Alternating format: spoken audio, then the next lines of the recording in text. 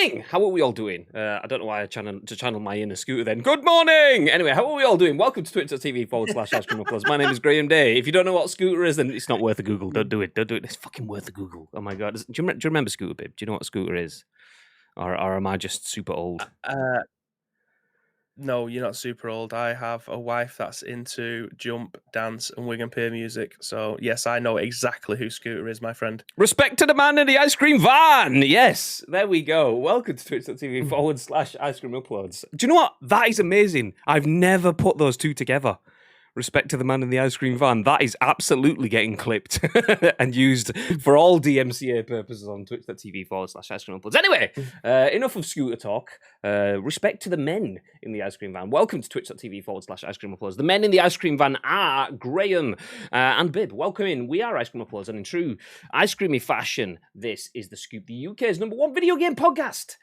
Even if we do say so ourselves. If we do say so ourselves. Exactly. We're going to give you our thoughts and our impressions on the biggest, the best, and breaking stories in the world of video games. But that's not it. We want your thoughts and your impressions and your thoughts and impressions on our thoughts and impressions. And it's important that if you're in the chat, you do get involved. There's lots of thoughts and impressions there. I don't know if you caught that bit, but if it's important that if you are in the chat, you do get involved. We go live each and every single weekday on twitch.tv/Ice Cream Uploads, which is where we are right now.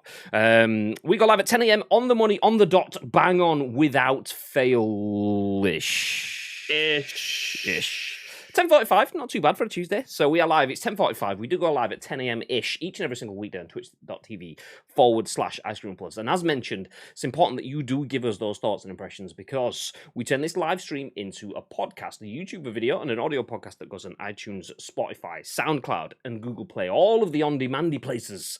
So everyone gets to listen and watch as they're driving down the streets, in the car, going for a bit of a jog, in the living room because you're not allowed outside and stuff. But, I suppose you're allowed out for a jog. Anyway, you get what I'm saying.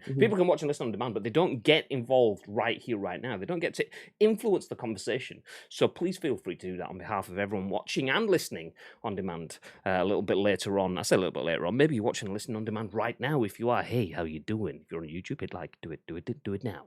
Before we start, shout out to !Muscle Moose. Do you know what? Mixing it up. I've been shouting out our lovely friends at Insert Coin, but the fact that I'm wearing an Insert Coin tee today means that, they're getting the shout outs that we represent. It's a nice Insert Coin hoodie you've got on there, Bib. Nice. Thank you. Thank you very much. Love to see it. So shout out to !Muscle Moose. If you like drinks, you like snacks, say you want to play a couple of games of PUBG and chow down on a big protein flapjack, then get yourself to musclemoose.co.uk. Is it .com? I don't remember this. .co.uk. There you go. Thank you to Gary Clark who dropping the Muscle Moose command in chat. !Muscle Moose. Nice. So musclemoose.co.uk. Not only do they do flapjacks, they do potato chips. They do beaver bars, which are chocolate caramel nice things. Anyway, the idea is they're all protein filled to give you extra energy and that natural buzz, but there's also moose juice energy drinks in there. And the best bit is, as Gary just put in the chat, you get 25% off orders using the code IceCream25. We don't earn on that, by the way. A lot of creators that have codes that give you a kickback, and we do have some of those, but not with Muscle Moose. We don't get paid by Muscle Moose to give them some shout outs. They're just a company that's local to us that we like their stuff, and they give us free bits. So like those snacks, they give me them free, so we just give them some love in return. So we don't get paid to say they're good. We just eat them, realize they're good, and tell you that they're good, and you can save 25%. So fill your boots. There you go. Tito says, who wants to munch on a beaver, Kappa? No comment. Not going there at this time in the morning. TOS and that. Anyway, welcome in everyone else into the chat. Lake was here very, very early, dropping the free sub ready. I would want a meatball sub, please. Comment at about, 6:30 this morning. He's been in that long. Nice. Now, welcome in, Lake. How are you doing, dude? Meatball sub. That's fine. We'll sort that out for you. Fill your boots. Gagad, good morning, gents. Good morning, sir. How are you doing today? Coolan's back as well. Dropping, some of our exclusive subscriber emotes. There's the Let's Go emote, but the one that he put before that has an audible cue. It's an exclusive subscriber emote that sounds a little bit like this. Hello. There you go. Chelsea is lurking. Oh, we did get the proper one. There was no No like wheeling dealing. That's 2 days in a row where you've just delivered and not built up the suspense. Spoiling yous. That's it. This is Spoiling see. yous. Chelsea, good morning. I see you stalking me around Twitch again. The other night, I got melted by someone. I just jumped on for a game of PUBG. I got melted by a PUBG streamer called Nutty1. And that's Nut space E1. He plays Xbox PUBG. And I thought, I've seen that name before. I'm pretty sure he's a streamer. So I jumped into his stream and said, GG. And then Chelsea was there. And I jumped into someone else's stream and then Chelsea was there. And jumping into this stream and Chelsea is there. Stop following me. But pleasure to have you. And thank you for being here. And Mr. Garlic Clark says, morning. David just said some words that I knew it was Scooter because it just instantly said them in Scooter's voice in my mind. He said the word yeah, but with a dash in it, a hyphen. So it says, yeah! Anyway, good morning, good morning. Scooter was effing awful. Scooter was amazing. We will not have that blasphemy in this house. He was shit. Wank. It was incredible. When I was young, if you that was so wonderful. A miracle. Oh, it was beautiful. It's shit. Okay, we'll stop. It wasn't the greatest, but yeah, it was one of those like, do you know, like horrible songs that you just get swept up with at that point in time, like Scatman John in theory. Still fucking love that song. That is the same sort of like ilk as that. Someone's taken scat, which is a cool art form on its own, and then just put it into like cheesy pop music. It's that sort of thing. So yeah, I'm here for Scooter. I'm here for Scooter. I'm not. Get out of here. Get out of here. Love a big flapjack bar. Tino, with the disco lights, let me see if they work today. Let me see. Okay, let's give it a try. Hey! They don't go as fast anymore, though. I think that's part of the reason, like they keep breaking, and now they don't go as fast anymore. But there you go. You can have a nice moderate disco. It's like the slow dance at the end. I'm not love. Don't forget it. It's just the stream that we are going through. There you go. You got it twice there. I was about that for value for money. Baby's doing the background. Fucking yeah. Good morning. Wagwan, Mr. Teague, Wagwan. I'll read. Tino says, turn it up. Gary says, nope, I might have to unsub. No, it's one of the terms and conditions that came with the Sword of Power. When we offered you the Sword of Power, it was like, do you want the Sword of Power? And just as you were about to say yes, it was when you were just about to say yes, we also then quickly whispered, are you a fan of Scooter? And he went, yes. What? No, mine is fine. There you go, enjoy. So Gary's a fan of Scooter. Confirmed. Eiffel 65 Blue. Do you know what? Fun fact, no word of a lie. That was my first CD single that I ever bought. Some people have got some like absolute like bangers, and I mean, not that I'm thinking mine's shit, but like some people would be like, I can't even think of something like Big Power Emotive song. Go on then, tell us. The very first album that I ever bought with my own money. CD single first. Let's do CD single. Or did you not buy a CD single? No, I didn't. I mean, my mum would buy me the Nows on cassettes, like way back when. But my first, in fact, I've got the vinyl here. This is even better. Is it this one? Are you ready for it?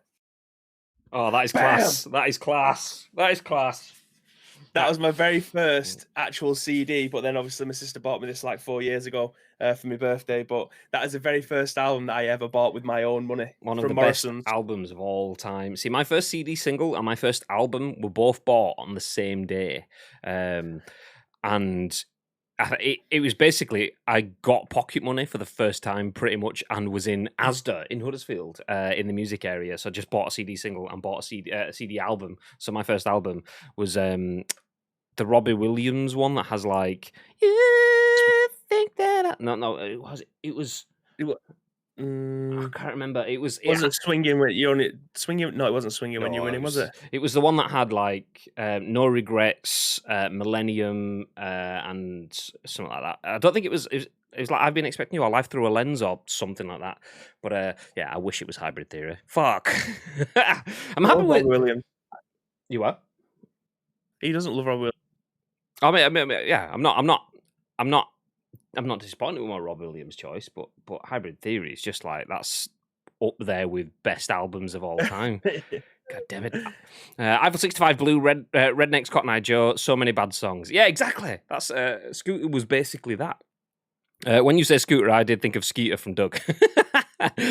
Do do do do do do do do do. All the young kids, because we get loads of young kids watching the Scoop, obviously, naturally, are going, "What is that noise?" That's the theme tune for Doug, by the way. Wait till we get back into fucking Cat Dog. Cat Dog. Alone in the world, what a little dog. Mummy, these two men are having a seizure. Fuck's sake. That's an album and a half. Hybrid Theory Class. My first album was Thriller. What an album as well. That is a fucking great album. See, like that's what I mean when I'm saying absolute bangers. Mine aren't bad. I'm happy with my choices. But like Thriller, absolute like album of a generation. Hybrid Theory, album of a generation. I suppose Robbie Williams kind of was album of a small part of the UK's generation. No, Robbie Williams was album of the quarter. He was quite big, to be fair, at that point in time.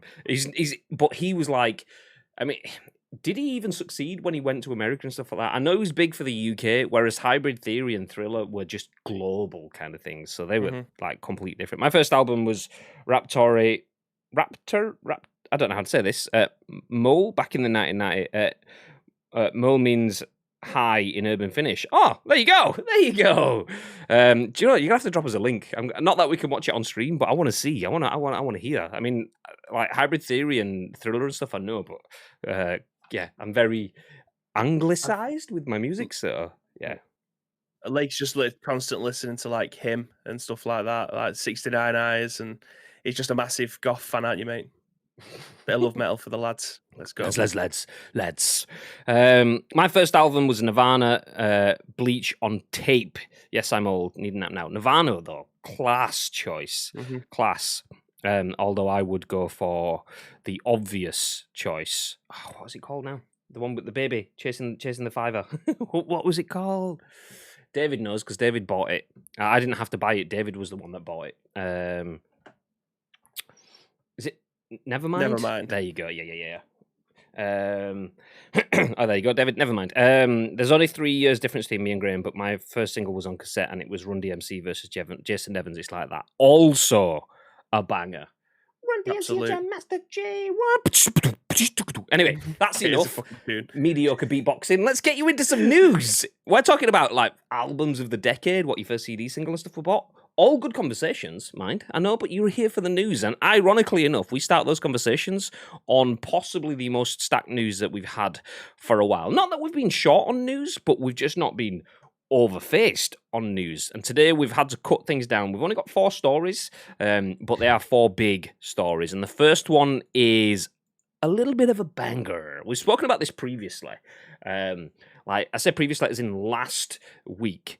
Let me set you a scene. Last week, Microsoft, the in-game browser on Microsoft consoles had been improved to better support Chromium.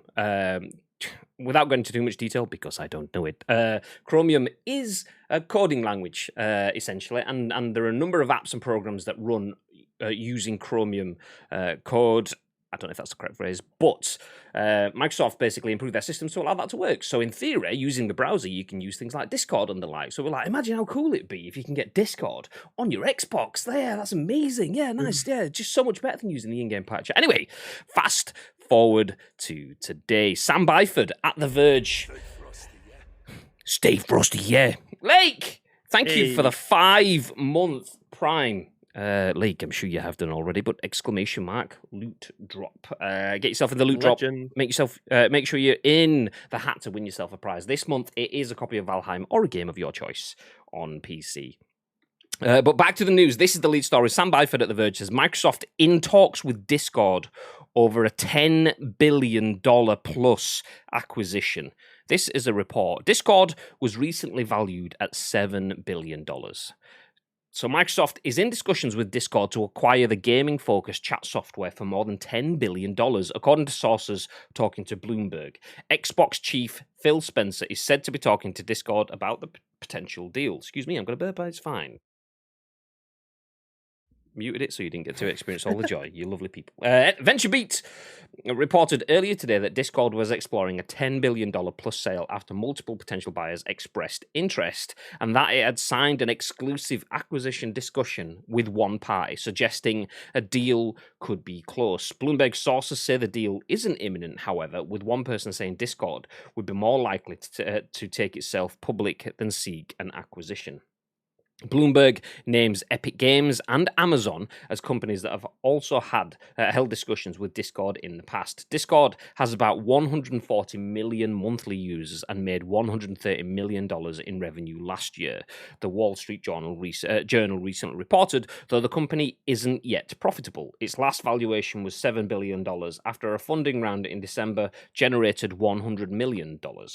Discord software is free for most users, but the company makes money through $9.99 monthly Nitro subscriptions that offer more advanced features like higher resolution screen sharing, extra sticker packs, and larger upload limits. Nice and brief, but very, very significant, as you can see on the screen now. Microsoft are in talks with a $10 billion plus buyout of Discord. Babe, what are your thoughts?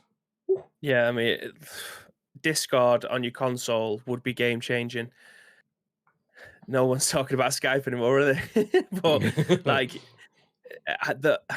having Discord when I'm playing games on PC is amazing. It would be so much better on console, purely because the sound and the quality and the PlayStation UI, the PlayStation 5 UI is trash. Like, it's trying to get into parties, like it just groups you. Like, I'm in a 10v10 team with Pro Evo, and it tells me now every single time someone comes online, because I'm in the same group as them, regardless of whether or not we're playing the same game. As soon as they go into a party, it tells me. Like, I don't need to know any of that. That isn't of interest to me whatsoever. But getting into our Discord and our channels and stuff like that, something that we actively look after, and we enjoy speaking to our community on there, and they enjoy sending us news articles and stuff like that in the morning. Having that kind of integration with the crisp audio that you get from Discord is... You can't. Well, I was going to say you can't put a price on that, but clearly you can, because it's going to be 10 billion. But I didn't genuinely think that this kind of thing was going to be up for sale for consoles. I honestly thought it'd just be like a side app that people could install should they want to use that.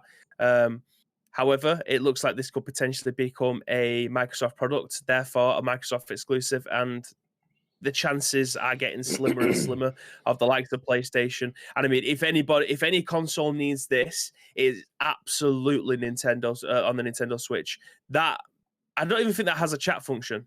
I genuinely don't think it has a chat function. I think at one point you had to use your mobile to be able to talk to your mates. I think we've done it when I was playing Fortnite from a headset, but like an actual party where I can jump in to speak to you that way if we're not playing Fortnite, something like that, it doesn't exist over in that platform. So yeah, having Discord on consoles would be amazing and a step into the future. But Microsoft taking it and making it exclusive, 10 billion is a lot of money. Like, whichever way you look at it, I don't know if they're going to be paying it over for the rest of their lives, but having that kind of acquisition, it just shows how much business. I think this is like the sixth scoop where we've actually had massive Xbox news, and then there's just going to be some drip-fed PlayStation news. But this is a massive acquisition, whichever way you want to spin it. Excuse me. I mean, we aren't going to be influenced, though, in that sort of sense. I mean, everything's going to stay the same here, even if Microsoft... Just change your lights to green, Pippa. Change your lights to green. And you're yeah, absolutely, completely neutral here on the scoop. We aren't siding with anyone. And if Microsoft were to be our new overlords, they would be lovely overlords that we would absolutely enjoy playing. Okay, back to purple. Back to purple. No, we'll take a very small piece of that pie, and it won't cost you 10 billion. It'll cost you 9. Just 2. Just 2 will be fine. Yeah. 1 each. It'd be fine. Bibby needs, he's got enough with his Lambos. He doesn't need that much. Yeah, I can live with that. Maybe 12 lambs by that point. But yeah, huge changes. I did drop a nice little link in that I saw in response to IGN. Bibby was mentioning that, like, could this be Xbox exclusive? Could it come to other platforms? Nice silent sneeze there, Bib. I saw you mute and drop it. Nice. I'll bring this one on screen. There you go. Look at that. oh no, the Will Smith meme with the PlayStation hat. No, the pain. But yeah, that's kind of what it is for PlayStation users. It's a huge, huge move. If this happens and Discord do go, do you know what? Actually, yeah, go on, Microsoft. We'll take that. 10 billion. Nice. Bethesda are sat there like 7 billion. We make shitloads of money and you've given us 7 billion. They aren't profitable. And you've given them 10. What the fuck? But Microsoft like, I don't care, we got you suckers. But it's a huge move. I mean, don't get me wrong. I'm not going to shit on the Bethesda deal. It's still a phenomenal deal. It's an expensive deal, but you get what you pay for in that sort of sense. The amount of titles, the amount of history, the amount of engaged users that Xbox will be speaking to directly now through that Bethesda deal, exceptional choice. Well done, GG's. This broadens the horizon, though. Microsoft has been very, very proactive in making itself bigger than one box. And just yesterday, we were talking about PlayStation's cross-gen strategy and how it's just clunky as hell. Changing your Avengers, taking your Avengers data, you need to have the PS4 version installed. Make sure it's fully up to date. Upload your data. Get rid of the PS4 version. Get the PS5 version. Make sure that's fully up to date. Download your data. Install it. Okay. 12 days later, you can play a game in Avengers. Clunky as hell. Microsoft, no, just okay. We figured out cross-gen. Okay, as well as cross-gen, what about cross-platform? Okay, yeah, you can play your games on your Xbox or your PC. If you don't have an Xbox, just play them on your PC, like Bibby does. Jobs are good. And PlayStation is like, okay, well, you can play it on your PlayStation. If you want to play it on any other platform, we are going to have a fight. And it's like, all right, calm down. And it's like, if you want to play Horizon on your PC, yeah, of course you can. You've got to pay for it separately, though. There is no way that you can get it on this and then play it for free on that. Game Pass is what I'm talking about. Obviously, air quotes free.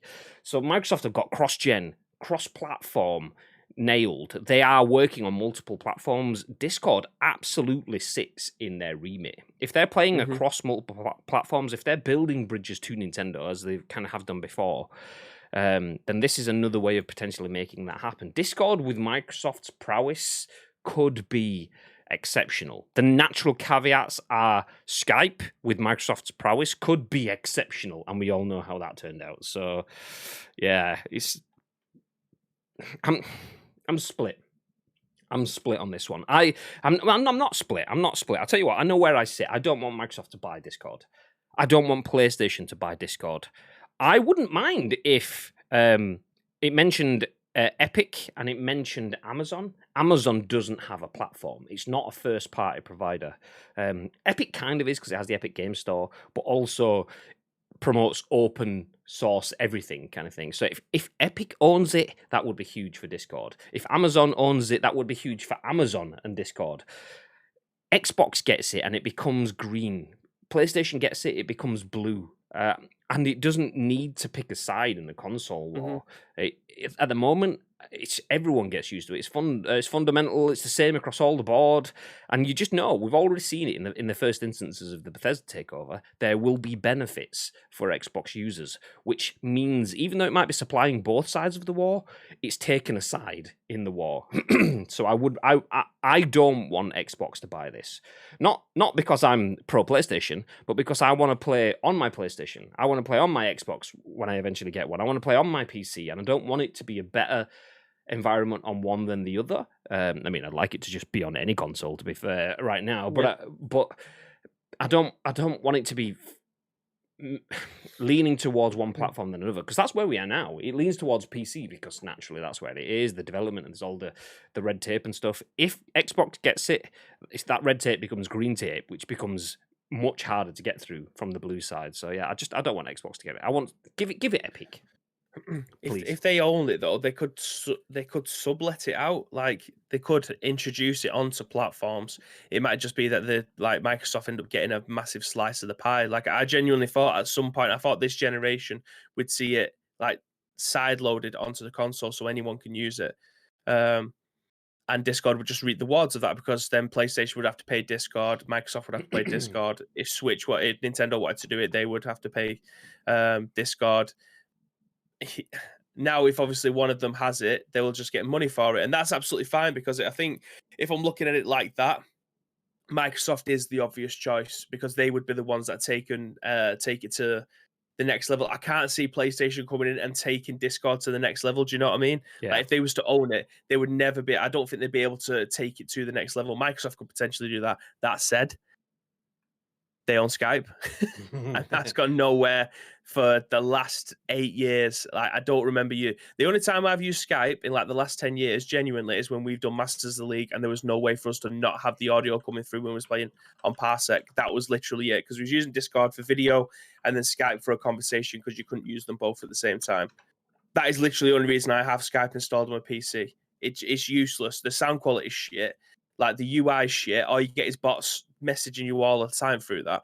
But if Discord was to partner up with Microsoft, I feel like if there was a next level, like we have no idea what the next level is for Discord, because as it stands now, I don't want to say this, I don't really want to use these words, but it is the perfect app. There isn't many faults that I could find with Discord. The faults are behind a paywall. Like only being able to upload 8 megabytes of a video or a picture. Like sometimes if I'm using Photoshop and it's got so much going on with the picture, it's such a high res, I can't even send it to you because it's bigger than 8 megabytes. However, if I pay $9.99, it goes right the way up and I can say whatever I want. That's how they make their money back. That's how they said that they made the money back in the article as well. So yeah, the features that make it not an absolute perfect product is hidden behind a paywall, but for free users, for being a part of communities, like I've got communities for absolutely everything, Resident Evil ones, for us, our ice cream ones, people who we follow on our chats, other streamers, they all have their own Discords. If you want to keep in contact with them, that's the way that you do it. Our community drop us news articles and ours every single day for us to be able to talk about on this channel. So it's used for a variety of things. It would be amazing if that was tacked onto your console, so we could have no one would need their phone or their PC to be able to join our my club chats and stuff like that when we're playing games. But if there was an elevation, or if there was a ceiling that needs to go higher, then I think Microsoft would be the obvious choice for that one. So it's not a surprise that they're going to end up paying the 10 billion. I'm just interested to see where it goes from there, and whether or not they will offer it out as a service to other consumers, or they will just have it underneath their umbrella. I genuinely don't know what their thoughts are in buying that. Well, let me just share this. Whilst he was talking, then I was just looking at killedbymicrosoft.info. There you go. That's a website. This is all the products. I think there's a similar one for killed by Google products that they've started and then stopped. Skype for Business will die in October 2025. That's the very first listing, because it's obviously date ordered, newest to oldest. There's quite a few things in there. Mixer, that was one that Microsoft started and didn't go very well. That was video game community focused. Okay, as if it was around for 4 years. Yeah. It was kind of like, what was it before? It was named like, I can't even remember what it was called before Mixer. but Beam, there you go. Originally named Beam, so it's around for longer than 4 years. But Microsoft took it as Mixer for a while, and it had like a couple of quieter years before it then went big. It was basically just a streaming platform that Microsoft owned, and then they started to push with their consoles and so on. But yeah, Skype is about to die. I say about to die. They've got 4 years left on it. So that is going to be transitioned out of the business. That's Skype for Business. They need something to replace that with if they want to continue offering that package. Discord, that makes perfect sense. In 4 years' time, if they're not going to have Skype for Business, what are they going to put in there? Okay, Discord could be a good option for that. Skype for Business is something that they will probably sell as part of their larger business packages. So if you think Microsoft selling to Amazon, there you go. So Microsoft, say they have the contract to deliver PCs, software, hardware, Teams, Microsoft's cloud functionality, Microsoft's conferencing facilities, Microsoft's whatever. Skype is part of that. Discord, the costs for Discord get offset a little bit like that, not just the $9.99 a month that people use. That though is great for Microsoft, but that's where it starts to get bogged down. I mean, like Skype was its own cool little thing, and then it gets taken over by Microsoft, and then it basically is MSN Messenger, and you have to use your Microsoft account, and it gets fucking embedded into everything else. And do you want to import all your email contacts and blah blah blah? And then it's just another thing that's disappeared and dissolved, absorbed by the Microsoft ecosystem. It's the same thing that when PlayStation makes you get a PlayStation account for Oculus, not PlayStation, Facebook makes you get a Facebook account for Oculus. It's like, I don't want Facebook. I want Oculus. I don't want the Microsoft stuff. I want Discord. It works nice on its own now. I can link things into it and link things out to it, but I don't have to have it as part of something else. And it'll just be in that Microsoft OnePass username, email, password logging, and Microsoft can do some great things. They can also kill some great things because it has to bend to their will. It has to form part of their ecosystem, their structure. Discord was good because it was light. It was its own thing on the side, and it didn't come with all of the fecking bells and whistles. And the worst thing is, if Microsoft buy it, it's going to have a fucking news feed on it somehow. I don't know how, but they will build a news feed that puts promoted posts right at the top of your Discord. That's what will happen. No, get the fuck out of here. So, yeah. Anyway, do you remember the 360 having MSN on it? I don't. Actually, do I? It was a pain in the ass to use because it didn't, like, if you was using it on your PC, it'd show all like the emoticons and stuff like that. And if people was using a certain type of text, it'd come up with all of the code part of it first before, like, if you're using the ampersand, it would be like speech mark 145 comma something else because it wouldn't recognize the ampersand. It was a pain in the ass. And then you had like a little keyboard that you attached to the bottom of your controller to be able to type.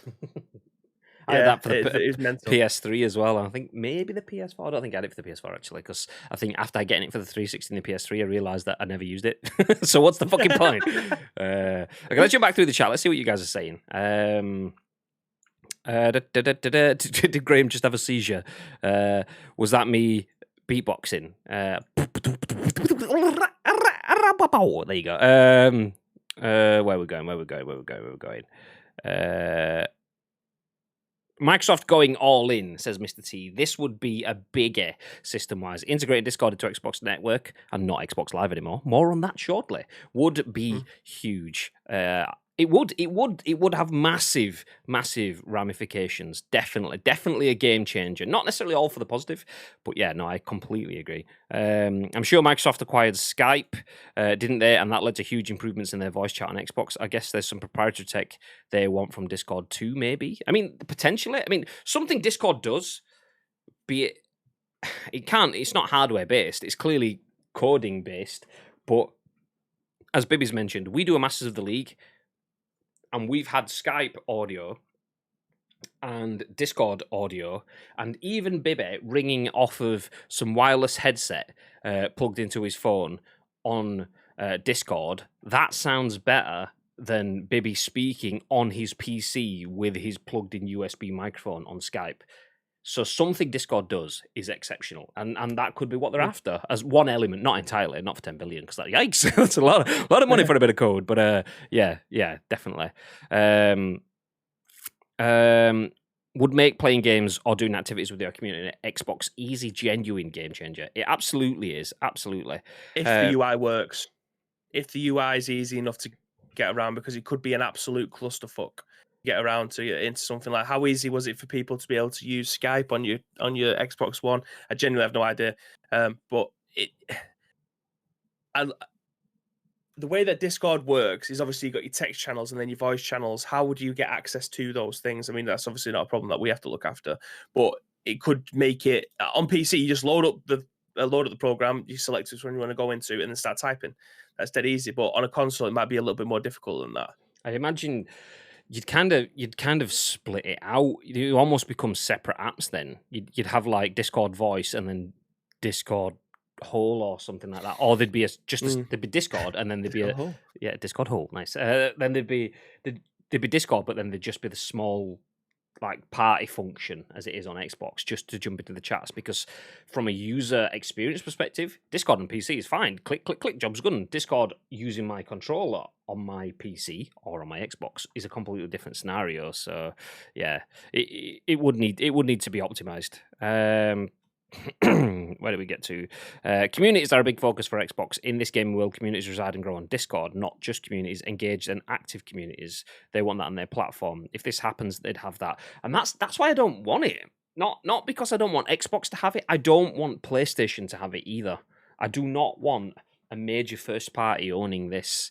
I know you could say that technically Epic and Amazon are in their desires going to be major first parties. Epic wants to be the Steam not killer, but it wants to be that big. It's not quite there yet, but it's making up ground. So Epic Game Store, that is. So Epic owning it is a first party owning it, I suppose. Amazon owning it, they have their own. What was it called? Luna or something? Was that or was that a console? I can't even remember anymore. Amazon's game stuff just keeps changing. So if one of those pick it up, I would be less annoyed because they aren't a major first party, and it would be more beneficial for them to play nice with everyone else.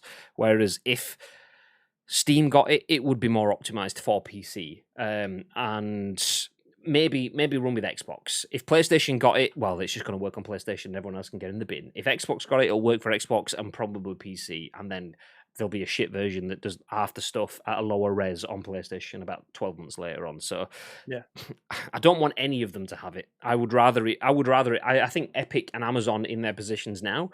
We talk about being in second place, you have to do more. In terms of acquisitions, Microsoft is in first place, so it doesn't need to rock the boat. It doesn't need to rip up the script and go, you can have stuff for free because we're good. Microsoft is in this position now where you heard the tone of voice change. We don't like exclusives. We don't want timed exclusives. We want everything to be for everyone. Suddenly they buy Bethesda and everyone's paying attention. It's like, oh yeah, we're going to keep these games for us, by the way. We're not going to give them to other people, so fuck you guys. And that's because they're making up ground on first place. So that means, let's say they're in first place, joint first place. That means Epic and Amazon are the second places now. So I would much rather it fall into their hands. I don't think it would be good, purely from a console perspective, for console gamers if PlayStation or Microsoft got it. I don't want it to happen. I love Discord as it is.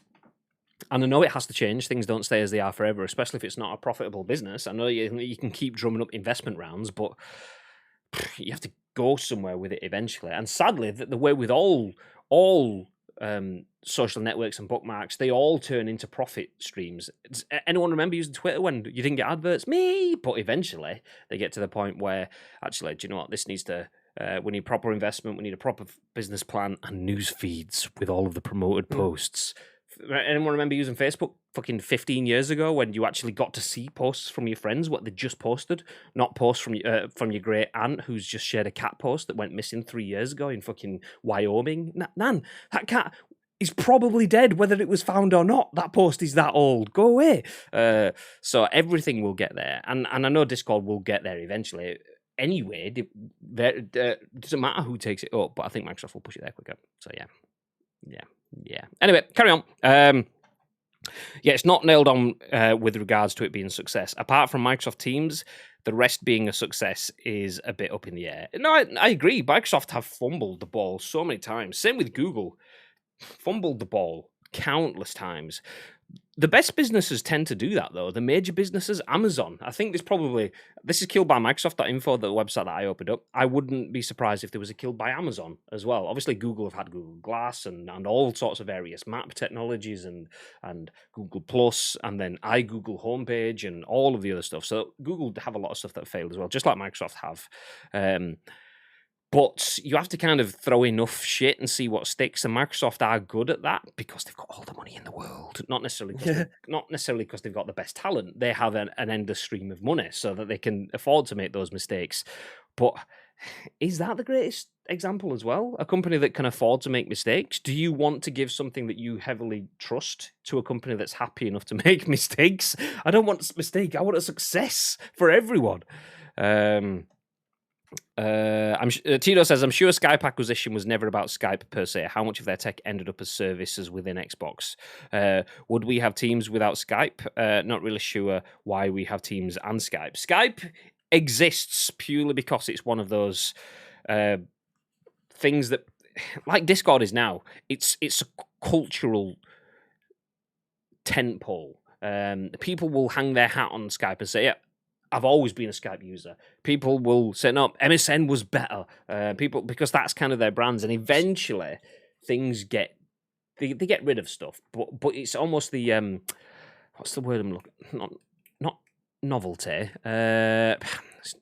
It's basically the sentiment. That's the word. The sentiment is a big part of it.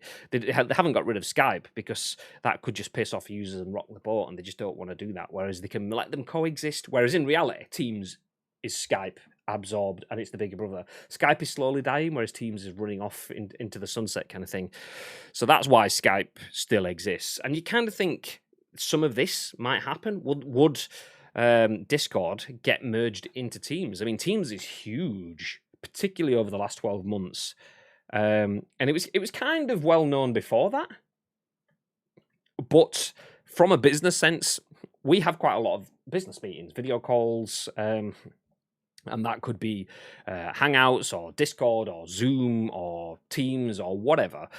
But genuinely, 12 months ago, it was very rare for me to have a Teams meeting. Very, very rare for me to have a Teams meeting. Now, most of my meetings are on Teams. So does Discord need Teams, or does Teams need Discord? If anything, Teams has got a lot of business established already. So would Discord just be merged into that? I think that's possibly more likely. I know Discord speaks to gamers, but yeah, the technology and the software could be merged into Teams, and then Discord could be the one that gets left to stagnate. We're not going to get rid of Discord because it speaks to gamers, but we're actually focused on Teams, and I think that's kind of the way they'd go. Well, Teams has had like a massive marketing push over like the last, probably since lockdown, to be fair, because every single time there is a football match on or there's an advert on TV, you can guarantee at least within a half an hour TV show when there's an advert in there, or if you watch something on ITV, for instance, where there's 3 advert breaks, you're going to get at least one Teams advert in there. Like there was watching, I can't remember, it was me and Samantha was watching something, and the Teams noise came on just before the program started, and she just went, oh, like, because it's like it's just synonymous now, because that's all she hears all day, because that's what her work uses, Teams. And then just that one little bleeping noise beforehand just sent shivers down her spine. So the marketing's working, everybody knows what it is. It's just what's going to break first. Are they going to live simultaneously? Because I can't see, like, gamers are a fickle bunch at the best of time. They ain't going to be going over to Teams if they're using it for work. They will literally just use Discord. I'll find it very difficult now, and I don't even use Teams, to move on to anything else but Discord. Like, Discord is my daily life. I have it on my phone. We have our community over there, expecting another program to come in and tell your community to start using it again. I don't think it's going to go down as well. Like, Discord is becoming more and more popular. Why burn it now? Yeah, no, I agree, and I don't think they will burn it. I think they wouldn't mind putting it out to pasture, though. They won't kill it, but they'll just let it die a death in a field whilst taking all the goodness away from it, so it turns into this weak gold. How many frail. users did it say it had? More than 3, I think. It was probably where was it? 140 million monthly users. Unbelievable. Yeah, unbelievable. Massive. I want to see how many people are using Teams. Like, obviously, it's more for businesses, but is every single business using it? I don't know, but that's in the grand scheme of things, that is a lot of people. And that's the thing, though. That's a movement, and clearly it's a movement because there's a $10 billion price tag on it. But just because you buy it doesn't necessarily mean you're doing a good thing for the movement. I mean, you could be in theory, but you're using that movement to further your own needs. And I don't necessarily think I want that for Discord. I want someone that doesn't have their own needs. I want someone that wants to make Discord a success. And like I say, PlayStation and Microsoft will be fueling their own platforms. Epic will be, for sure. But I feel like for me, it's just it will work better in that. But anyway, we don't know. We don't know. Jumping back into the last comments in the chat on this, then. Where did we get to? What if they buy Discord and include the paid features as part of Game Pass? Would fall very nicely into the way their business model is going. That's exactly what I thought. I completely see that coming. We've seen. You buy Game Pass, you can now get Game Pass, which includes Xbox Live. You can now get Game Pass, which includes PC gaming. You can now get Game Pass, which includes EA Play. All of these extra functions that are included at no extra cost, which builds up the value proposition. Okay, wow, there's so much value for me in Game Pass. Absolutely, that is where this would go. Do you want to use Discord? Nice. Okay, you get Discord. If you actually have Game Pass, though, you get the $9.99. Was it Nitro, Discord Nitro, whatever it's called, where you get the improved version of Discord. You get that free within it. Yeah. Bashes his mic. Calm down, great. It adds to the value proposition of. So I can see that where it comes from, and I can see that being used as selling Game Pass, and so I just it's what comes beyond that then. So that's to get people in. But then once they've got people in, they want to change their way of thinking. It's like, we know you came for the Discord, but look at this over here. And they turn you around and point you towards the big shiny window full of Microsoft Teams. And it's like, no, but I came for the Discord, mate. That's nice. Don't get me wrong. It looks nice. It looks really cool. But where's the Discords? No, forget the Discords. Come look at the Teams. Come look at the Teams. Yeah, nice. Teams, nice. Teams. Discord. No, Teams. TV. But yeah, it would be great, and I think for 2-3 years you'd have the time of your life in Discord, but then you'd start to see Discord becoming Microsoft Cord and Teams Cord, just Teams, and yeah, TV. Mixer felt like microwave dinner, while Twitch is the restaurant meal. Correct. Although Mixer was really good in terms of, like, they had some really good ideas. They had some horrendous stuff that I just did not resonate with me. I know Twitch, this is me speaking as a Twitch partner, whereas Twitch has faces of people for, like, not PogChamp anymore, but like Whatface, some guy's face. Most people don't even know that that's an actual person at an awards show pulling a face that was just like picked out and turned into a part of internet history. It's weird. Really, if you think about it, it's almost in jokes for your mates. So Twitch is weird in itself. But yeah, Mixer had its own level of weird with those like fucking whale things that just came fucking swimming across the screen. What? What is this? So it was bizarre, but it was cool functions. Their latency-free chat, they got that before Twitch got anywhere near it. They absolutely smashed that. It's another Microsoft tool. All the learnings from the Teams and the Skypes and the stuff will give them that. The ability to have, I remember the thing that I like the most, obviously being a PUBG fan, they had something called the Hype Zone. And the Hype Zone can read where you are in a game. Because you're playing PUBG on the Xbox, you're streaming on the Xbox, on Mixer. The Xbox network compare those two together in terms of this person's streaming and playing this game on the Xbox. So they use that for PUBG, and they would have a channel that had, say, 30,000 people watching at any one point in time, and it would just drop in on whoever was the closest to winning a chicken dinner or not, as the case may be. So it look at the code and go, okay, Ice Cream Uploads is live with only 7 people left alive. Next to them is Dr. Disrespect with 12 people. Doc is bigger, but Ice Cream Uploads is closer to the end game. So let's drop in on Ice Cream Uploads. And 30,000 people would drop in on that little channel. This creator would be like, fuck, what the fuck's the Hype Zone? Yes. So 30,000 people drop into this person's chat, watch him see out that last 7. The streamer either wins it or doesn't win it, and he or she's like, yeah, or no, but 30,000 people get to see it. Maybe drop some follows because they like the content, they like the look around, they like the way the streamer puts themselves out. And then after it's done, the fact that it's all within the Xbox infrastructure goes, actually, that's over now. Okay, let's look. Dr. Disrespect is now down to 3 left alive, whereas Ninja has 12 left alive. Okay, Ninja's bigger, but Doc's only got 3, so let's go into Doc. Doc's better, by the way. So they would just all rumble on to the next streamer, and then they'd all rumble on to the next streamer. And it didn't matter about the size of your channel, just it was whoever was on Mixer at that point in time streaming the game and was closest to the chicken dinner would just get 30,000 people, which was huge for exposure and community building. And Mix was really good at trying to do that. Mixer lost its way, though, when it went from being, Hype Zone, sharing communities, trying to build up the smaller guys, to, okay, how can we build up small communities?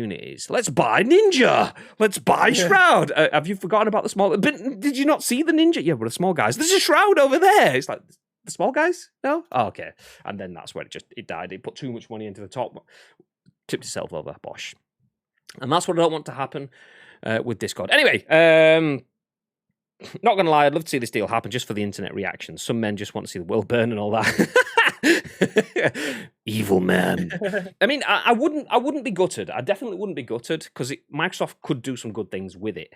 It's just, I don't want to just be an Xbox user. I don't want to just be a PlayStation user. And Discord allows me the ability to play across platform. If I play with Bibby now, after this stream, we're not going to, by the way, because it's Tuesday, but if we jump in some PES co-op on PlayStation, how are we going to speak to Bibby? I'm going to speak to him exactly like I'm doing now, using Discord, and I'm on PlayStation.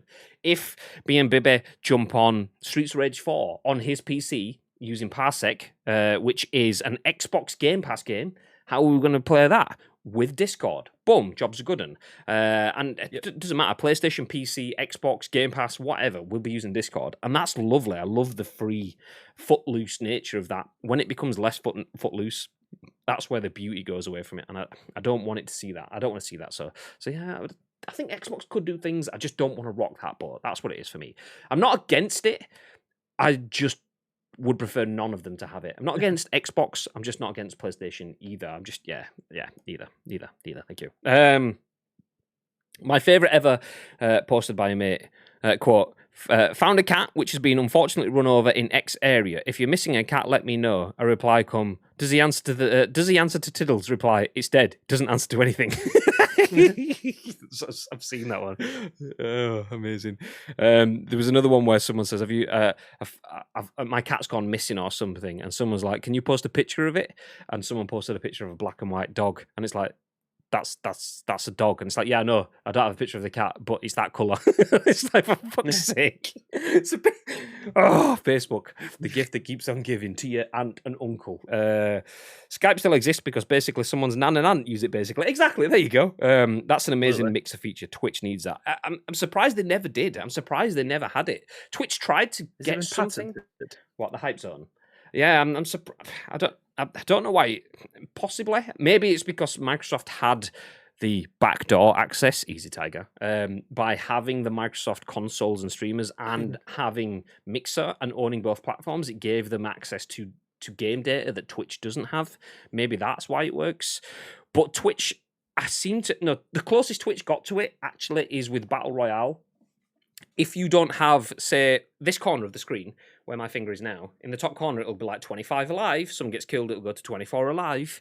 If you don't have anything overlaying that, Twitch create a little bit of code that can read that. So if you put into the game option that you're playing PUBG, it will instantly go PUBG, BR, and then scan the top corner of the screen. And it can tell you how many's left alive. And you can filter by channels by 25 or less. So you can do the work manually, but it was kind of latent. It didn't update instantly, and you had to do the work yourself. So it's a copy, but not as good. The hype zone though is definitely a wonderful feature.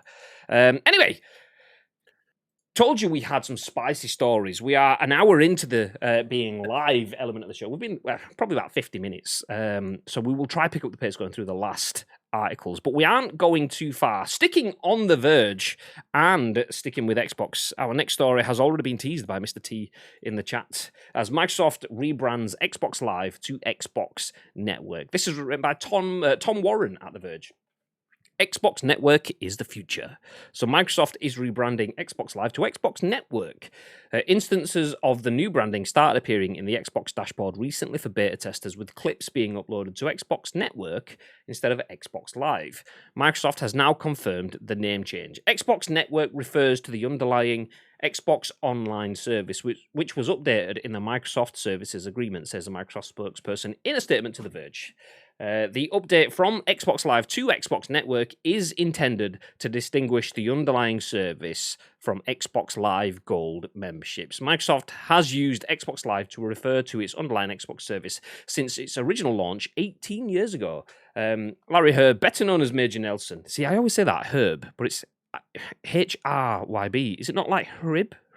Is it Herb? Yeah. I've never actually. I'd have said that. Yeah. I've never actually heard his name being pronounced. I just hear him as Major Nelson. Anyway, Major Nelson has been known as Xbox Live's Major Nelson. Okay, there you go. I was like, what the fuck? I was like, what am I reading here? Okay, Larry Herb, better known as Major Nelson, has been known as Xbox Live's Major Nelson for years, but Herb now refers to himself as Xbox's Major Nelson. He's dropped the live. That's what it was. I was like, what the fuck? I'm reading the same. It says Major Nelson. Major Nelson. Harry, plus Harry. Oh my god.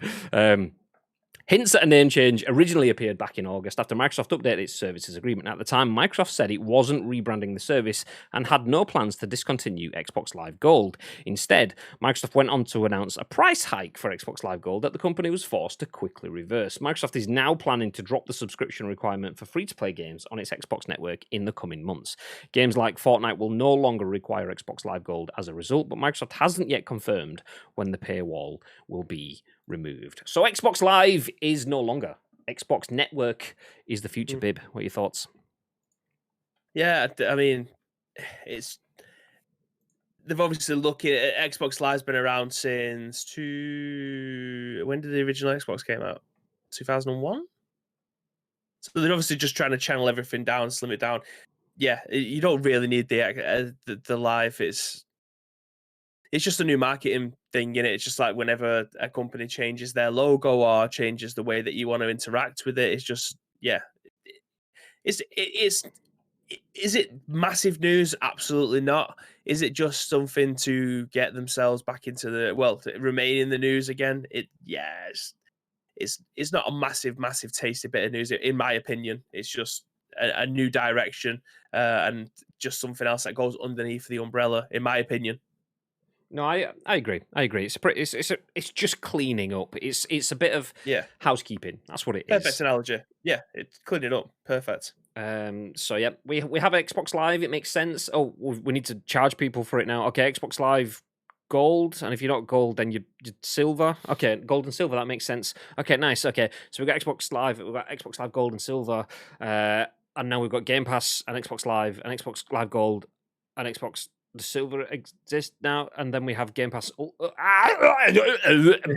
Blue screen, just like all of the Microsoft PCs used to do back in the day when that all started. Nice, yeah, there you go. So they're just a bit of housekeeping. Xbox Live to be rebranded to Xbox Network. No other changes confirmed at this point in time. Just want to shout as well. Shout out to Samaldo for sharing that article. Also, Lake and West for both submitting the Discord article that we covered first off.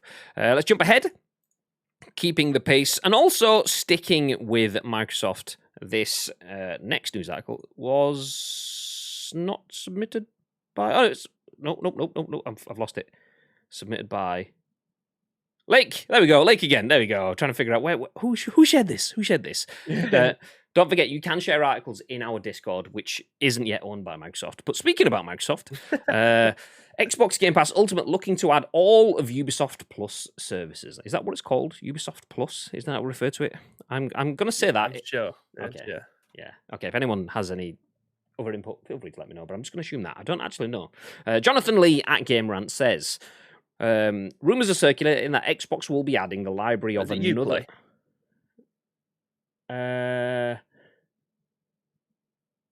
Maybe. I can't remember. Yeah, passed. Okay. Okay. Rumors are circulating that Xbox will be adding the library of another subscription service to its own popular Game Pass Ultimates. The Xbox Game Pass rumors keep on rolling, with the latest rumor suggesting that Xbox is looking to add another subscription package to the service. Doing so would add another 100 plus games to the value-friendly service, but raises questions of pricing among many gamers. That's instantly where my thought process goes, but we'll come back to that in a few minutes. Back in the summer of 2018, Xbox made a statement by adding 5 new first-party studios at its E3 press conference that year. This not only meant new exclusive titles for the platform, but more games from these studios were being made available on Game Pass. 20 games from Bethesda were also recently brought to Game Pass following the Xbox acquisition of ZeniMax Media. Microsoft continues in its quest to add games to its popular subscription service, and industry insider Jeff Grubb has suggested Ubisoft may be the next in line. This does not mean Microsoft is looking to buy Ubisoft. It means Xbox might be adding Ubisoft Plus to Game Pass. For those who don't know, Ubisoft Plus is a subscription very much like Game Pass, where subscribers pay a monthly fee for unlimited access to Ubisoft's catalogue of games, formerly known as Uplay Plus. There you go. This service hosts over 100 games, which would dramatically increase the number of available titles in Game Pass, should rumours prove to be true. Sam Silver, thank you very much for the follow. Jake F as well, thank you very much for the follow. Oh, I shouted out Sam Silver before it even came up on the screen because it was already in the feed. There you go. See that? I can see what's happening before it happens. I can see the future. Thank you very much for the follow, guys. Appreciate it. Where do we get to? This move would not be... Where do we get to? There we are. Yeah, this move would not be unprecedented. Xbox added EA Play to Game Pass Ultimate in September of 2020. The subscription service from Electronic Arts added a lot of value to Game Pass with games, demos, and... Okay, we get the idea. We don't need to read any more of that. Ubisoft Plus, which was previously Uplay Plus, could be added to Xbox Game Pass. even more value potentially for Game Pass, babe. But Mhm. is that rocking the boat too much? What are your thoughts? I don't know because I'm sure we had this kind of similar conversation when Ubisoft was added to Stadia, was it not? You can buy, or was it Luna? I can't remember whichever one of the two was partnering up with Ubisoft, and you could pay like an extra £6 or something like that to be to have access to the catalog of games over at Ubisoft, either through one of them. I can't remember. I'm gonna have to Google it. Stadia, Ubisoft. I'm sure it was Stadia that is going to partner up with those. Yeah. Okay. Yeah. So it was Stadia. So you have access to all the Ubisoft stuff, and then you have access to obviously the Stadia catalog as well. So are Ubisoft just renting out their services at this moment in time? Sorry, I'm just helping Gary out with the ban hammering that's going on in the chat. Sorry, what did you say? Say it again. Say it again. Oh God. So Ubisoft on Stadia was obviously something that we talked about previously. Are Ubisoft just offering out their services to whoever wants them at this moment in time because it's on Stadia? I'm sure it was on Luna as well. That's the Amazon's streaming platform? So are PlayStation now and Xbox now in line to be able to take this up? I'm not too sure. I mean, Uh, it's easy money for Ubisoft if they're offering off the services. yeah, I mean, it's kind of you kind of feel like there has to be something in there. Let me just get the discussing now on the screen. Boom. Xbox Game Pass to add Ubisoft Plus. You kind of feel there has to be something in there that is a value. EA Play costs money. So do you spend money on EA Play or do you just get it for free? Why would EA just allow people to get it for free if they charge for it? Same with Ubisoft Plus. So Xbox clearly will be what's the word I'm looking for? I can't remember. You just banned them both. um, uh, what's that? Not supplement, subsidizing. There we go. Yeah, Xbox will be subsidizing them for them. So Ubisoft clearly have this backlog of games that's valuable in terms of history, but something that they aren't making money on. If you are an artist, a singer, and you have a back history of songs that have earned you an absolute fortune, do you just let them die and disappear, or do you re-release a greatest hits album every 10 years? That's what you do. Do you put it on the now that's what I call something, or else if that stuff even exists anymore? Yeah, you do that stuff. You recirculate those tracks. These subscription services are kind of one way the video games industry does that. That's the way that Ubisoft gets money off their old games. But if you hit your market saturation point, you've got all the money that you can from people subscribing to your service. People just not everyone is going to get Ubisoft Plus because not everyone thinks, oh, I want to go back and play Assassin's Creed 2 or whatever old school Ubisoft games are on there. They're probably at the point where they've gone, okay, we've hit market saturation. New signups are decreasing. We aren't getting any more money out of it. How can we do this now? Okay, if we throw it into Xbox Game Pass, we are probably going to cut off any potential of us getting any more signups. But we're at that point where the drought for new signups is just so severe that we're not getting any signups anyway. We might as well take the 30% that Microsoft will offer us in a bulk payment guaranteed every year than the 100% that we might or might not get. 100% of something is better than 30% of nothing. So they've gone, okay, yeah, well fuck it, yeah, we'll take no, 30% of something is better than 100% of nothing. There we go. Got there eventually. Balls that statement up, but you get what I'm saying. So they've taken the guaranteed 30% rather than the potential of the 100%. So yeah, Ubisoft are looking to sell on their services, just like EA are, and no doubt more and more publishers will be taking this step on board, be it putting their games just onto Game Pass, or be it having their own platforms. Obviously, the larger ones are the ones that have their own platforms. They're the ones that can put their games on Game Pass in that sort of sense. But it's no different from Konami. There you go. Konami's Pez titles being on Game Pass. The difference is Konami just doesn't have Konami Plus or Konami Play or whatever, one umbrella that owns them all. They're just putting their games on individually, kind of that. Ubisoft and EA are just doing it as a bulk package, so we'll probably command a little bit more money back from Ubisoft. So it doesn't surprise me that Ubisoft are tightening out their games to Stadia and to Game Pass because, well, they're not making that much money off it anyway. This is just another way to grind revenue. So, cha-ching. Give me Capcom Plus. I need all the Resident Evil games in one place, and I will happily pay £10 a month to be able to download them on whatever console I've got, whether or not it's on my Switch, on my PlayStation 5, on my PC. I just need all the collection in one area, so I don't have to keep on getting the games out of my case, plugging in consoles that aren't plugged in to be able to play these games. That'll be nice. No. Next steps. No. Yes. So Capcom, if you're watching Capcom Plus, if you want someone to spearhead the marketing campaign, then twitch.tv/Plugs. We can do that. I say we can do that. Bibby can do that entirely on his own, and I'll just sit there and watch. But yeah, it's fine. Yeah, make it happen. Nice. Would Konami Plus include pleasant gameplay for PES Online? You get that with eFootball PES 2020. Just watch me and Bib play. At least half the games are world-class, exceptional stuff. We're probably on about a 50% win ratio, I'd say, actually. So I agree. So it's very close. When we win, it's pleasant. When we don't, it's not. And it's entirely the game's fault and not ours for being sore losers.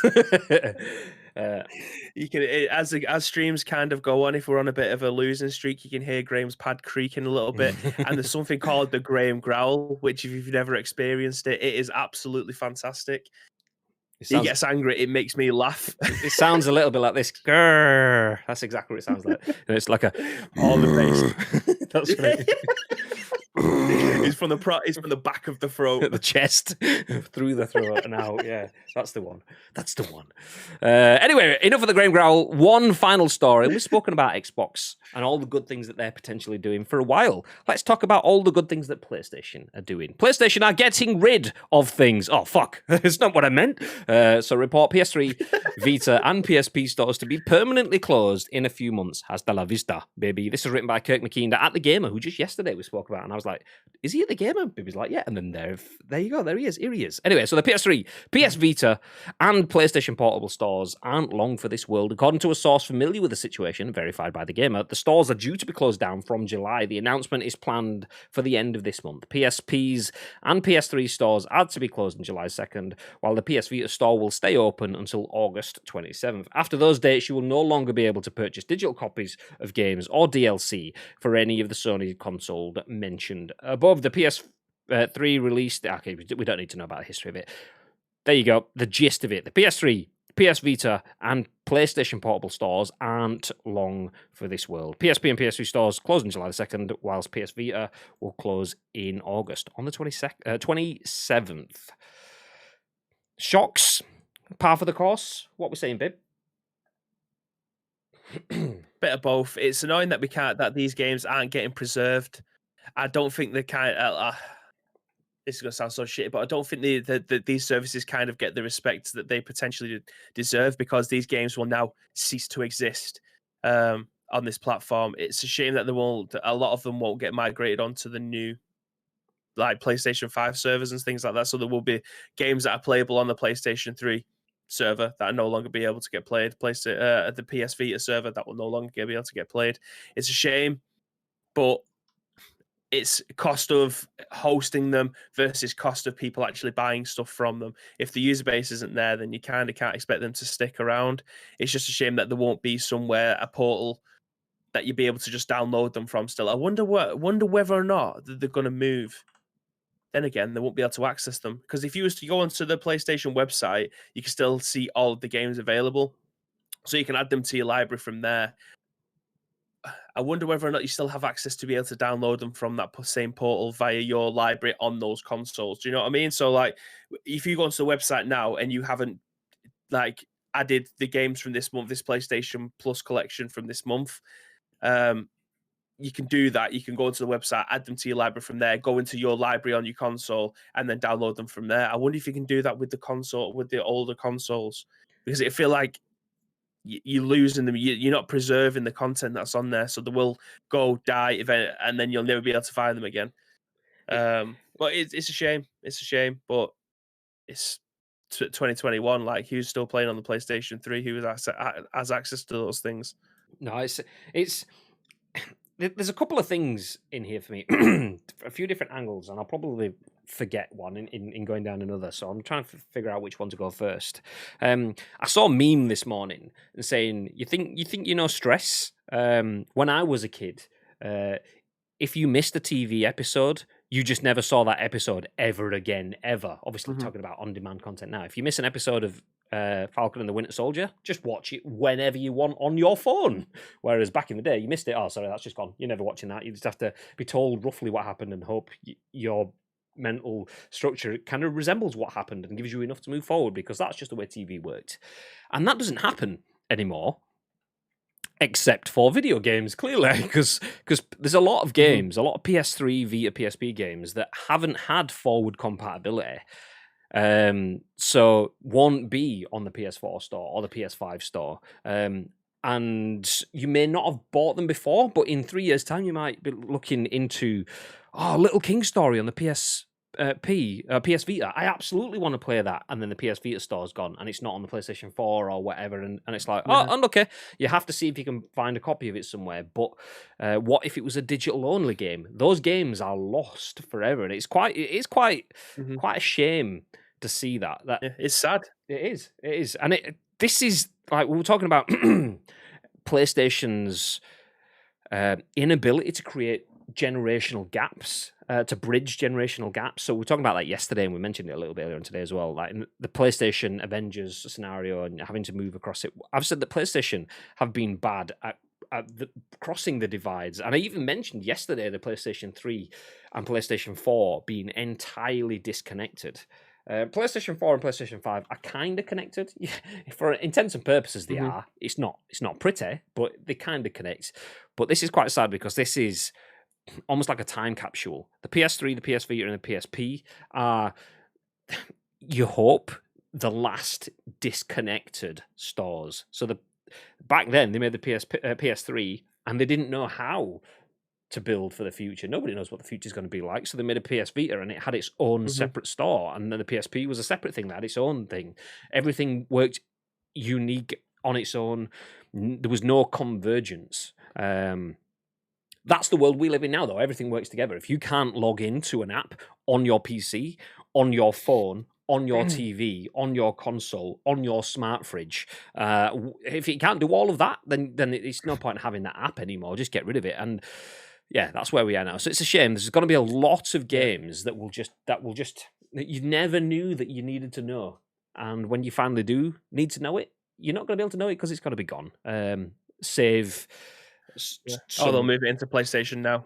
yeah. We might get some of that, but even still, how many games for the PS4 came for the PS3 came to the PS4? A lot of them did, but some of them didn't. And there'll be some games that just don't get the love. Be it a case of it just probably is not expected to sell well. It could just be a game that hasn't aged well. It could be a game that might be buggy as feck. So they thought, well, we don't want to bring that over because we either bring over a broken game or we bring over a game that needs fixing, which is a lot of extra development. So you can see that, there will be casualties and victims in terms of IP. Stuff will be lost, which is a shame. It is a shame. But you have to pay a hefty price for. Yeah, exactly. Because it could be a limited run game. Like the Nintendo GameCube at this moment in time, I don't know where it's come from the last 2 years, but the prices of the games on that console have they've just skyrocketed. I don't know whether or not it's because people was interested in other consoles and that generation, and they've managed to find GameCube consoles for cheap, and then they've tried to go out and buy those games because there was limited run games. There wasn't obviously the demand that there was for, I don't know, some titles that weren't first party, so trying to pick up these games, like Super Mario Strikers, for instance, is like 90 quid. 90 quid for a Nintendo GameCube game. I know it's a Mario game, but I didn't think it'd be 90 quid's worth. So, like, it's supply and demand. If there isn't, if the whole service isn't being used, then it will eventually go. But eventually, it swings around about. It will come. It will come round eventually. It's just how much are we willing to pay for those games? Because, like, using the GameCube example, it is abysmal how much the games are costing for that console at the moment in time. Yeah. I mean, it's a phrase that I don't tend to use because I don't feel it's a phrase that I can pull off very much. But real talk, is this a big loss? No. Real talk. For now. Yeah, exactly. Real talk, is it a big loss? No, because not many people, I say that, not many people, the majority of people won't be going and digging out PS3 games from the store, buying new DLC for their PS Vita or PS Plus, PlayStation, PSP. There we go. So real talk, is it the biggest problem? No. Is it the biggest loss of resources? No. Is the offset for number of people using it versus number of people not using it worth keeping it open? Probably not. But it's still a bit of a loss. It is still a loss. There will be consequences and casualties that obviously time will tell in that sort of sense. But it might not be a lot for a lot of us. It might not be anything for quite a lot of people. But for some people, it will definitely be a problem. But the biggest issue for me, though, isn't the fact that the PS3, the PS Vita, and the PSP stores are closing and the content is gone. For me right now, the biggest issue is that the PS3, PS Vita, and PSP, a lot of backwards compatible, not backwards compatible, but let's just use those words for building the story. Games that in theory could be backwards compatible, a lot of content that you want to be made forward compatible so you can use them on your PS5 are just gonna go. That is where PlayStation stands now. They are losing 3 stores and a lot of content within it. Whilst we've spent an hour and 10 minutes before talking about this, talking about how Xbox is adding potentially new voice platforms to build communities, is adding Ubisoft Plus to give even 100 more titles for free air quotes, to their users. It's just another super bad timed product. It's like driving a car and then having a big pointing stick leaning out the window and trying to stab your tires as you move in. PlayStation's flying along in their car. PS5, yeah. Console sales all over the place, yeah. DS DualSense controller is wonderful, yeah. 3D audio headset, yeah. Okay, take the tires out now. Crashes now. Give us all the fucking bad messaging. Okay, we're gonna get rid of the PS3 Vita stores and blah blah blah. Yeah, it's just super bad marketing. Whoever is delivering these messages, they clearly don't want to release the good messaging because the future isn't here. PS5 is not ready yet. Well, don't get rid of the past then, because that just leaves you stuck on PS4 and PS4 only. There's no chance of going backwards and there's no chance of going forwards. You're getting rid of your past and your future at the same time. Give people a little bit of direction at the moment. All issue PS4 only. And that for me is the issue. Yes, this is a big cultural loss. This must have been what was that major moment in history? I'm clearly not a historical person, but that the libraries where like some major, was it Greek libraries, were set on fire and loads of cultural and historically significant material was lost. This is it. This is the PlayStation's version, and probably the last time it will happen on PlayStation. Those libraries are being burned. PS3, Vita, and PSP are gone. We will not have this going forward. PlayStation shouldn't make this mistake again. They should be a bit better at forward planning now, but it's a pain. Evening Shaggers, says Chappers. I'll read. I would potentially overthink it. I mean, like this is a console now that's been out for 15 years. I'm just talking about the PlayStation 3 at this point. It's a 15-year-old console. Yeah. Are the chances of you going back and playing the games that are on that, and this is just devil's advocate, because as someone who collects video I'm going to say, I should be the one saying this. I should be the one Yeah. saying this. But yeah, continue. Do you think that the games that people would have wanted to be able to get played have been played on that console now? So they're just kind of like, this is your warning. This is your 6-month warning. You've got 6 months to go in, download, add to the library the games that you wish to play. After that, unlucky. Yes, is my answer to that. I think most people will have done. But just because they have played it doesn't mean that they won't want to play it again. There's very few games that I go back and play over and over again. Metal Gear Solid 3, obviously that was PS2, but Metal Gear Solid 3 is a game that I've done that many, many times for. And say I wanted to play Metal Gear Solid 4, and I don't have a disc copy. I can't now just go, oh, fuck it, it's pandemic. I just want to jump on, download Metal Gear Solid 4, play that. Jobs are good on my PS3.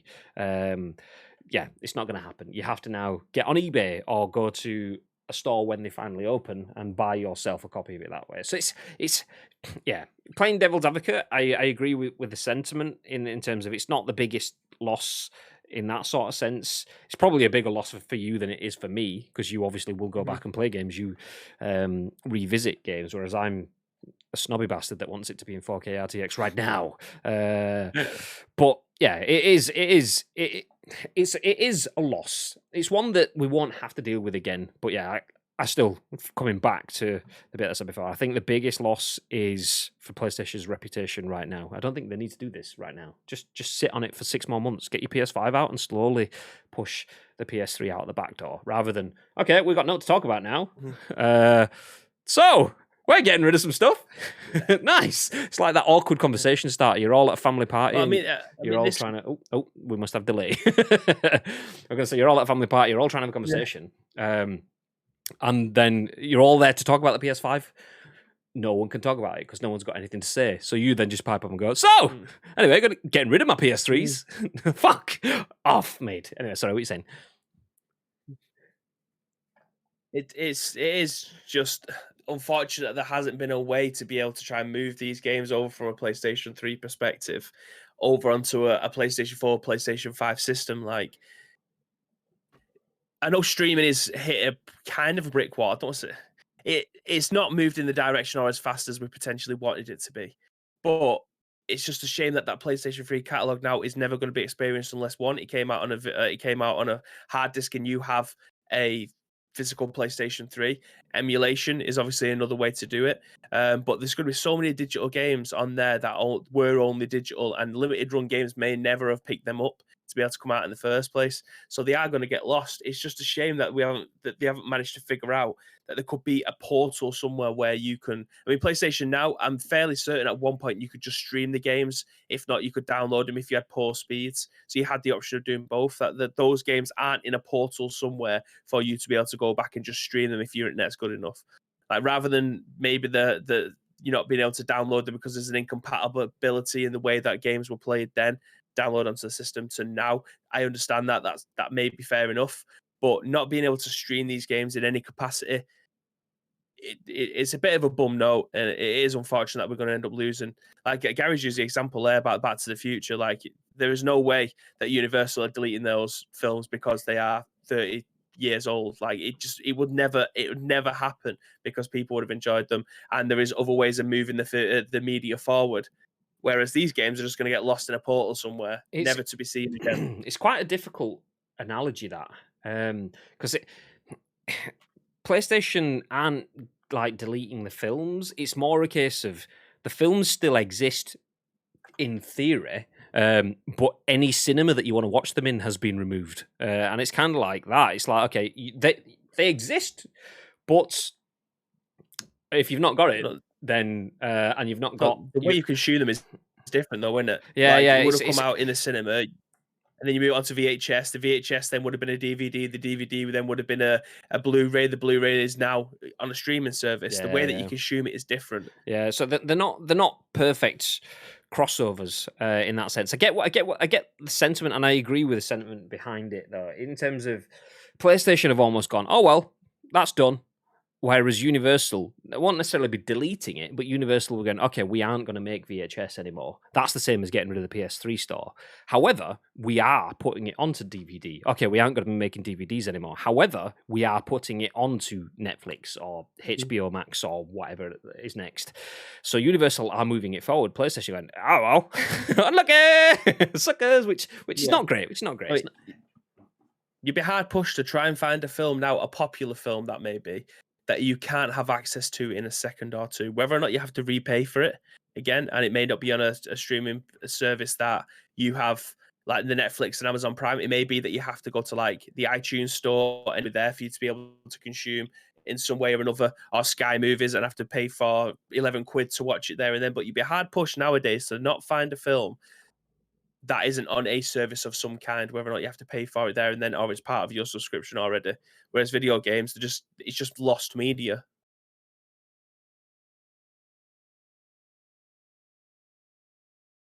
May have been blowing my nose. Nice. No, I agree. The only to wrap it up in a positive, then to close things off, limited run games and things like that. Hopefully, this does create a need for that sort of stuff. So the platform provider, PlayStation, and the stores that provided those games are disappearing.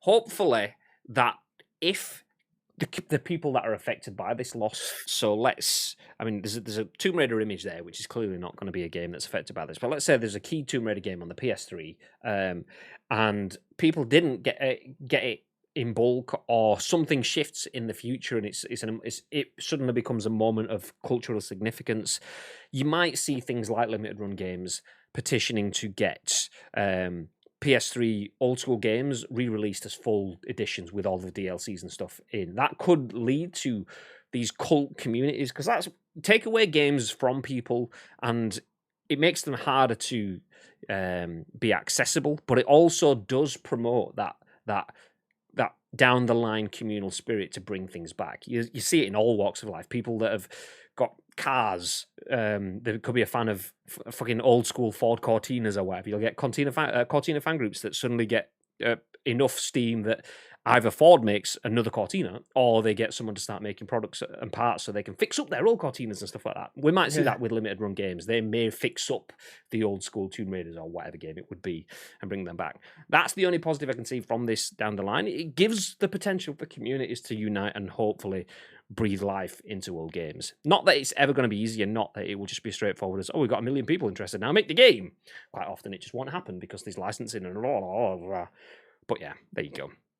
Anyway, thank you everyone for joining us for another Xbox edition of The Scoop with some PS kicking at the end. For those of you that don't know what I'm on about, do you want to actually, before I jump in, morning guys, says Cream Team. I don't know if I missed this, but will you still be able to download games previously purchased? Not sure. There is no information on that, just that the store is closing. The stores are closing July and August. PSP and PS3, July, and the PS Vita in August.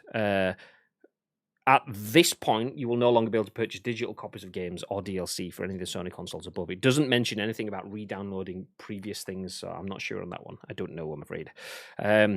One thing I didn't touch on is PSP and PS3 closing on July the 2nd. 1 month, well, nearly 2 months later, the PS Vita goes. That shows you how bad the PS Vita has been. So the PS3 and the PSP are the previous generation, and the PS Vita store only has 2 months of life longer than the whole previous generation. Sony, that could have been such an amazing console, and you just didn't give it any support. Bibby gave my PS Vita more support than you guys did. Yeah, it's I loved my Vita. It's such a shame that it never got the love. The games, there was some massive AAA games that came onto that console. It just wasn't supported. It was shat on at every possibility, and it is a crying shame that that will be one of the lost souls of a generation. I hope in like they get you can see more people are playing the Game Boy Color than playing the PS Vita nowadays. Whether or not it'd be for Zelda or Pokemon or something along those lines, or Super Mario Brothers. It's mental how they drop the ball so hard with that.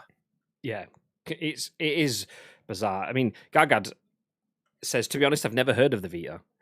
Seriously? Is that true? This is the Vita, although it's a blue one, which I've never actually seen before.